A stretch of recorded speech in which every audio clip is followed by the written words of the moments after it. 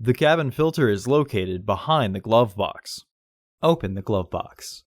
Remove the dampener cord from the glove box. Push in on both sides of the glove box to release the stops. Unclip and slide the filter housing door to the right to disengage the securing tabs from their catch. Remove the old filter from the housing and clean out any debris inside.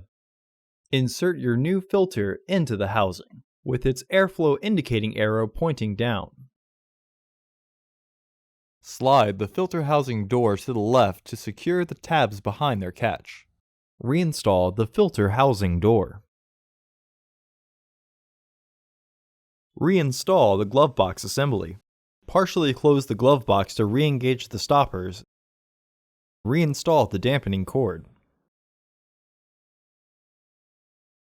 Close the glove box.